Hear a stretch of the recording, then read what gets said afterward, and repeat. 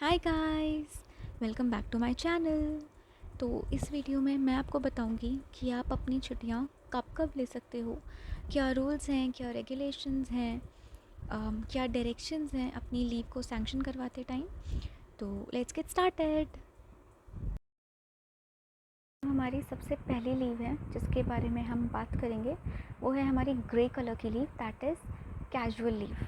ठीक है, अब कैजुअल लीव क्या है इसको समझ लेते हैं, ये हमें कब कब मिलेगी ये भी समझ लेते हैं। ये हम लोगों को एक सेमेस्टर में 10 दिन के लिए मिलेगी, यानी कि एक साल में 2 सेमेस्टर्स होते हैं, विच मीन्स 20 डेज़, यानी कि एक साल में 20 डेज़ के लिए। ठीक है, अब 20 डेज़ के मिलेगी, इसका मतलब ये नहीं है कि आप इनको किसी भी टाइम अवेल कर सकते हो, ऐसा नहीं है। आप इन्हें एक सेमेस्टर में बस 2 बार ही अवेल कर सकते हो। जैसे कि आपने एक बार आप छुट्टी के लिए चले गए 2 दिन के लिए, फिर आप छुट्टी के लिए चले गए 3 दिन के लिए। ठीक है, तो आपकी टोटल लीव्स हो गई 5, लेकिन आपने इनको 2 बार अवेल कर लिया है। इसका मतलब आपकी बची हुई बाकी की 5 छुट्टियाँ हो गई हैं वेस्ट। तो आप इसको एक सेमेस्टर में 2 बार ही छुट्टियों के लिए आप इनको अवेल कर सकते हो, बाकी आप अवेल नहीं कर सकते हो। ठीक है, उसके बाद इसमें आपको, हाँ वेरी इंपॉर्टेंट थिंग, आपको इसको 3 दिन पहले, 3 डेज़ प्रायर आपको ये लीव एप्लीकेशन आपको सबमिट करनी पड़ेगी। यानी कि आपको अगर छुट्टी चाहिए 27 को, तो आपको 3 दिन पहले इसको सबमिट करना पड़ेगा, एप्लीकेशन को सबमिट करना पड़ेगा। यानी कि आपके घर वाले, आपको पूरा टाइम को मेजर करना पड़ेगा कि कितने दिन पहले आपके घर वाले भेजेंगे, फिर 3 दिन पहले आपको सबमिट करनी है, फिर कहीं आपको जाके छुट्टी मिलेगी। तो काफ़ी ही लंबा प्रोसेस है ये। ठीक है, फिर हम आ जाते हैं अपनी समर वेकेशन या मिड टर्म वेकेशन लीव के लिए, और ये है हमारी पिंक कलर की mid term and summer vacation leave form. ये हमारे पास 2 हैं, ऐसे हमारे पास 2 लीफलेट्स हैं, और जो पहले वाले थी वो हमारे पास 4 थे। ठीक है, वो हमारे पास 4 थे और ये हमारे पास 2 हैं। ये हम लोगों को बस सैंक्शन 2 हैं, तो मतलब एक हमें दिवाली की छुट्टियाँ मिल जाएंगी इसमें, और एक हमें समर वेकेशन की मिल जाएंगी। So that is very simple, इसमें समझाने जैसा कुछ नहीं है। ठीक है, फिर अब हम आगे बढ़ते हैं।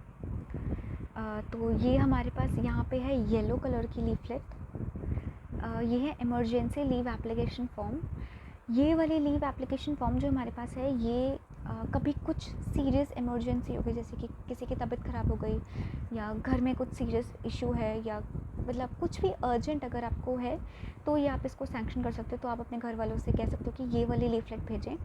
ये वाली जो लीफलेट है ये आपकी प्रेसिडेंट या फिर आपकी वाइस चांसलर से साइन होगी। जो हमारे कॉलेज की वाइस चांसलर है, या तो वो साइन करेंगे इसको, या फिर प्रेसिडेंट। ये भी हमारे पास 2 हैं। ठीक है, फिर हम अब आगे बढ़ते हैं लास्ट,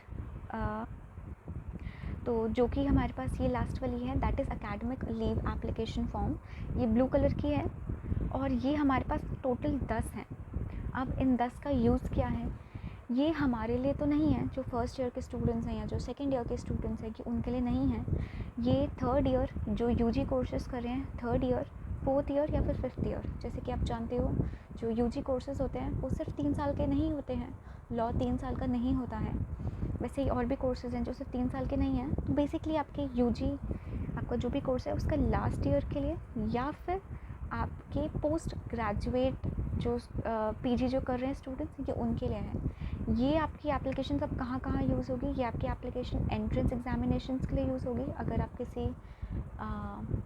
किसी भी और कॉलेज का आपको एंट्रेंस एग्जामिनेशन देने जाना है तो ये आपको सैंक्शन हो सकती है। या अगर आपका अपॉइंटमेंट है या आपका कहीं पे इंटरव्यू है तो ये सैंक्शन हो सकती है। लेकिन अपॉइंटमेंट या इंटरव्यू के लिए आपको कॉल लेटर दिखाना पड़ेगा, उसकी एक फ़ोटोकॉपी सबमिट करनी पड़ेगी। उसके बाद अगर आपका कहीं पे आपको पार्टिसिपेट करना है, कोई सेमिनार है, कोई वर्कशॉप है, कुछ भी है, किसी और इंस्टीट्यूट ने ऑर्गेनाइज़ किया है, तो आप वहाँ पे इसको, वहाँ के लिए भी आप इसको यूज़ कर सकते हो। लेकिन उसके लिए आपको वहाँ का इनविटेशन लेटर या फिर वापस आने के बाद आपका पार्टिसिपेशन सर्टिफिकेट, ये आपको सबमिट करना पड़ेगा, आपको दिखाना पड़ेगा, या तो ओरिजिनल या फिर फ़ोटोकॉपी। ठीक है, तो बेसिकली ये हमारे लिए नहीं है जो फर्स्ट या सेकेंड ईयर के स्टूडेंट्स हैं, this is not for them. और बस इतना ही है हमारा। और जो एक इम्पॉर्टेंट पॉइंट है वो है कि लीव हमारी ट्यूसडे और किसी पब्लिक हॉलीडे वाले दिन सैंक्शन नहीं होगी। अगर आप ट्यूसडे को आप जाके वहाँ पे ऑफिस में जाके बोल रहे हो कि सैंक्शन कर दो बिकॉज ट्यूसडे को वनस्थली में हॉलीडे होती है, तो ये सैंक्शन नहीं होगी, ठीक है। और तो फिर हमारी इस टोटल पेजेस हमारे हो गए 18 पेजेस, ठीक है। 18 पेजेस कैसे हो गए हमारे पास? 4 पेजेस तो हमारे पास ग्रे वाले हैं, दैट इज़ कैजुअल लीव। फिर हमारे पास 2 पेजेस पिंक वाले हैं, फिर हमारे पास 2 पेजेस येलो हैं और हमारे पास 10। तो यस, हमारे पास हो गए 18 पेजेस।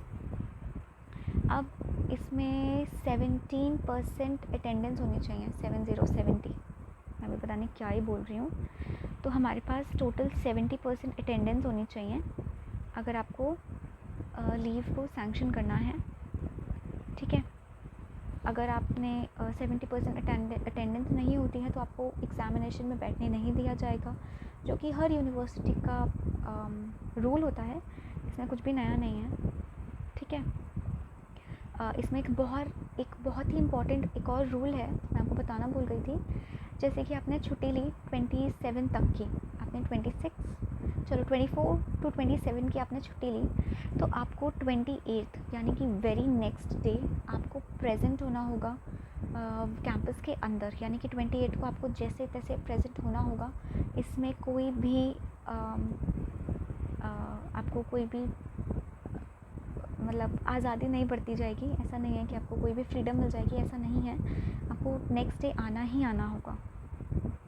और अगर बाई चांस आप नेक्स्ट डे नहीं आ पाते हो तो आपकी 2 कैजुअल लीव्स आपकी कैंसिल कर दी जाएंगी। यहाँ पे लिखा है साफ साफ, 2 कैजुअल लीव को हटा दिया जाएगा। और अगर आप 3 दिन तक ऐसी अनऑथराइज्ड लीव पे रहे तो आपका नाम वनस्थली विद्यापीठ से हटा दिया जाएगा, ठीक है। तो आप ध्यान दें, कोशिश करें कि आप नेक्स्ट डे प्रेजेंट हो। और बस इतना ही है हमारी आज की वीडियो में, मैंने आपको सब कुछ बता दिया। और कोई क्वेरी हो तो आप मुझसे ज़रूर पूछ सकते हैं। और बस मिलते हैं नेक्स्ट वीडियो में, तब तक के लिए कीप स्माइलिंग, बाय।